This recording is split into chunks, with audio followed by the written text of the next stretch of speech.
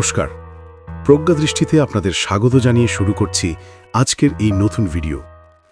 সুপ্রিয় দর্শক, আপনারা যদি এই চ্যানেলে নতুন হয়ে থাকেন তবে অবশ্যই চ্যানেলটিকে সাবস্ক্রাইব করে পাশে থাকা বেল আইকনটিতে ক্লিক করে অল সেট করে রাখুন আমাদের নতুন নতুন ভিডিওর আপডেট সবার আগে পেতে। আপনাদের এই ভিডিওটি ভালো লেগে থাকলে ভিডিওটিকে অবশ্যই লাইক কমেন্ট করার সাথে সাথে শেয়ার করে আমাদের এই চ্যানেলটিকে এগিয়ে নিয়ে যেতে সাহায্য করবেন। আপনাদের সাপোর্ট ও মোটিভেশন আমাদের নতুন নতুন ভিডিও বানাতে উদ্বুদ্ধ করে। তো চলুন আর দেরি না করে ভিডিওটি শুরু করা যাক। আজকের ভিডিওতে আমরা জানব টেকনোলজির উন্নতিকরণ কিভাবে আমাদের জন্য অভিশাপের রূপ নিতে চলেছে, কিভাবে টেকনোলজির উন্নতিকরণ মানুষকে ধীরে ধীরে ঠেলে দিচ্ছে ধ্বংসের দিকে। টেকনোলজির এই উন্নতিকরণের মাধ্যমেই মানব সভ্যতা হয়তো একদিন পড়বে ধ্বংসের মুখে। সেই সাথে শেষ হবে কলিযুগ এবং সৃষ্টি হবে সত্যযুগের। সবার প্রথমে আমরা জানব টেকনোলজি আমাদের থেকে কি কি কেড়ে নিয়েছে। সুপ্রিয় দর্শক, আমাদের দেশের বিখ্যাত বিজ্ঞানী আচার্য জগদীশচন্দ্র বসু কেসকোগ্রাফ যন্ত্রের সাহায্যে প্রথম প্রমাণ করেছিল যে গাছের প্রাণ আছে। তিনি প্রথম বেতারের আবিষ্কার করেছিলেন। হ্যাঁ, তিনি যদি বেতার তরঙ্গের বিস্তার ও প্রতিফলনের ব্যাখ্যা না দিতেন তবে আজকের দিনের আমাদের স্মার্টফোন সৃষ্টি হতো না। তিনি প্রথম দেখিয়েছিলেন কিভাবে একটি বার্তা এক স্থান থেকে ভিন্ন স্থানে পৌঁছে দেওয়া সম্ভব।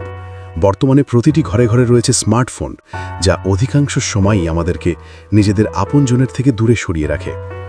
আমরা নিজেদের আপনজনের সাথে কথা বলার চেয়ে বেশি আমাদের স্মার্টফোনে ব্যস্ত থাকি। কথাটি অপ্রিয় হলেও এটি সত্যি। বর্তমানে শিশুদের মস্তিষ্কের বিকাশের বাধা হয়ে দাঁড়িয়েছে এই স্মার্টফোন। একবার ভেবে দেখুন তো, যখন প্রথম মোবাইল মার্কেটে লঞ্চ হয় তখন আমরা নিজেদের মা বাবা থেকে শুরু করে আত্মীয় স্বজনের মোবাইল নাম্বার মুখস্থ করে রাখতাম। কিন্তু একবার নিজের মনকে প্রশ্ন করে দেখুন, বর্তমানে আপনি কতগুলি মোবাইলের নাম্বার মুখস্থ করে রেখেছেন? কেউ কেউ এমনও আছেন যে শুধু নিজের মোবাইল নাম্বারই মাথায় রেখেছে। এটি আমাদের মস্তিষ্কের কার্যকারিতাকে অলস রূপ দিচ্ছে। খেয়াল করে দেখবেন যে শিশু যত বেশি মোবাইল অ্যাডিক্টেড হয় তার কার্যকারিতা তত কম হয়। বাস্তবকে চিনে নিয়ে নিজেদেরকে এগিয়ে নিয়ে যাওয়ার জন্য আগ্রহী হয়ে উঠতে হবে। স্মার্টফোনের অযথা ব্যবহার বন্ধ করে তাকে সঠিকভাবে ব্যবহার করে নিজেদের উন্নতির কাজে লাগানো উচিত। তবে সুপ্রিয় দর্শক, আপনারা নিশ্চিন্ত থাকুন, আজকের ভিডিওটি স্মার্টফোনের ভালো মন্দ নিয়ে নয়। আজকের এই ভিডিওটি আপনাদের এমন বাস্তবের সাথে সাক্ষাৎ করাবে যা টেকনোলজির উন্নতিকরণের জন্য সম্পূর্ণভাবে বিনাশের রূপ হতে চলেছে। বর্তমানে এআই ব্যাপকভাবে বিস্তার লাভ করছে।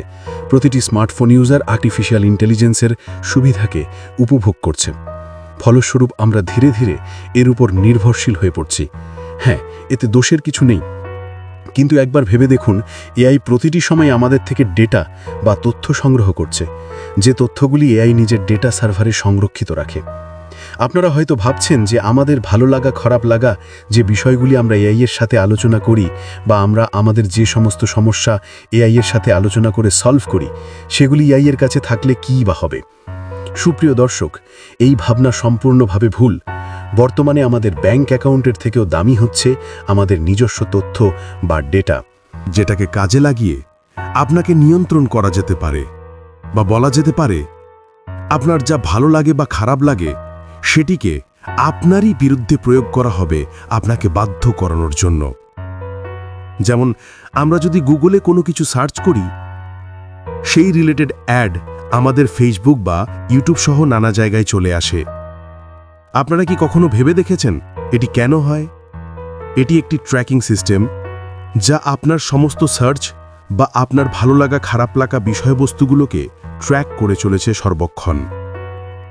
এর থেকে বাঁচার উপায় নেই, কারণ আপনি যদি এই সমস্ত টেকনোলজি ব্যবহার করা বন্ধ করেন তাহলে হয়তো আপনার পাশের দুনিয়া আপনাকে আনসোশিয়াল বলে ঘোষণা করে দেবে। আর বর্তমানে আমরা নিজেদের ভালো মন্দের থেকে এটি বেশি চিন্তা করি যে পাশের মানুষগুলি আমাদেরকে নিয়ে কি চিন্তা করছে। তবে হ্যাঁ, এটাই আমাদের দোষ। আমাদের ভাবা উচিত নিজের জন্য বাঁচা, নিজের জন্য নিজের মতো। এআই নিয়ে তো আলোচনা অনেক হলো, তবে এবার শুরু করা যাক এআই এর সাথে রোবোটিক্স কিভাবে সংযুক্ত হতে পারে ভবিষ্যতে। বর্তমানে টেকনোলজি সবচেয়ে ট্রেন্ডিংয়ে রয়েছে রোবোটিক্স।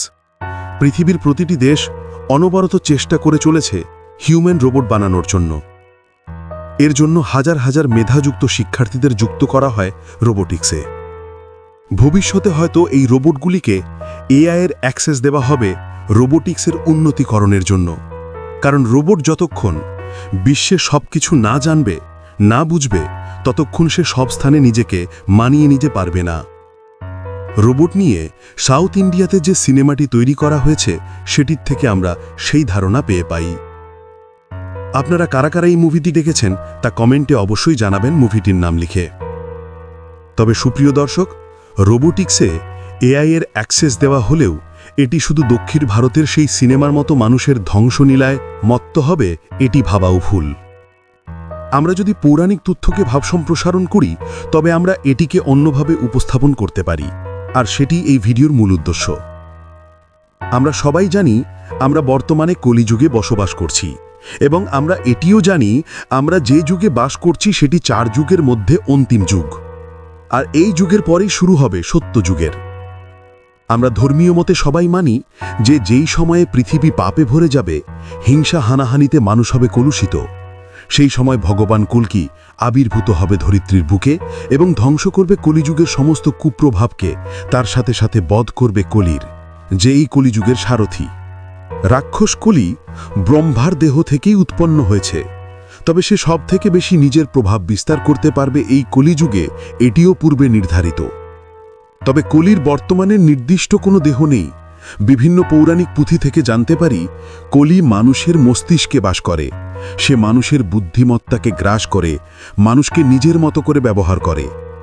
কিন্তু পৌরাণিক বিভিন্ন তথ্য থেকে আমরা জানতে পারি যে যেই সময়ে ভগবান কল্কিদেব পৃথিবীতে জন্মগ্রহণ করবে সেই মুহূর্তে রাক্ষস কলি নিজস্ব দেহ গঠন করে ফেলবে।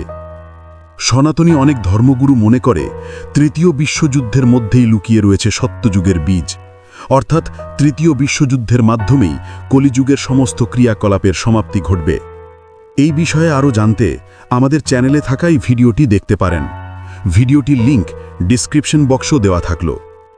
সুপ্রিয় দর্শক, ধর্মীয় ও বৈজ্ঞানিক এই দুই ব্যাখ্যাকে একত্রিত করে ভাবলে আমরা বলতে পারি যে হয়তো রোবোটিক্স টেকনোলজির উন্নতির মাধ্যমে রাক্ষস কলি একদিন নিজস্বতা পেয়ে নিজের আধিপত্য বিস্তার করতে সক্ষম হবে।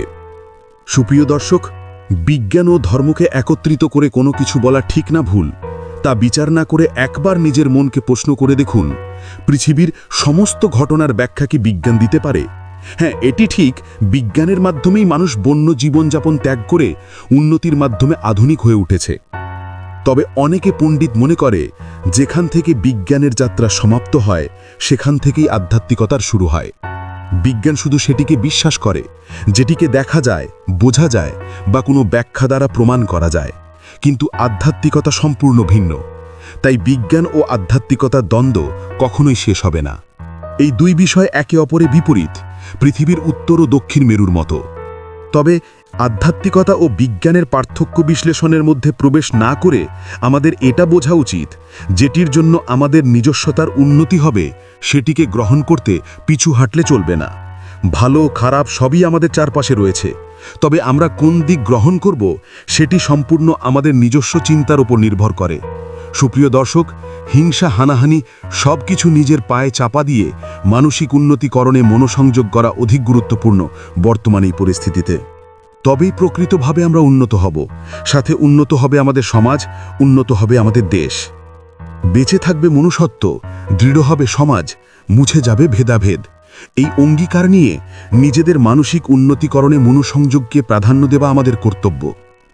টেকনোলজির উপর সম্পূর্ণভাবে নির্ভরশীল হয়ে নিজের মানসিক বিকাশ ও নিজের উন্নতির প্রবণতাকে হারিয়ে ফেলা মানুষের কাছে অভিশাপ সমতুল্য।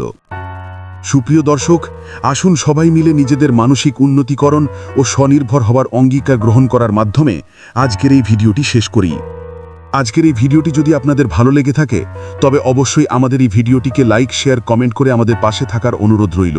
সুপ্রিয় দর্শক, আপনারা যদি আমাদের এই চ্যানেলে নতুন হয়ে থাকেন তবে অবশ্যই চ্যানেলটিকে সাবস্ক্রাইব করে পাশে থাকা বেল আইকনে ক্লিক করে অল সেট করে রাখুন আমাদের নতুন নতুন ভিডিও সবার আগে দেখতে। আপনাদের সবার কুশলতা কামনা করে আজকের এই ভিডিও শেষ করছি। সবাই ভালো থাকবেন, সুস্থ থাকবেন। দেখা হচ্ছে পরবর্তী নতুন কোনো ভিডিওতে। নমস্কার।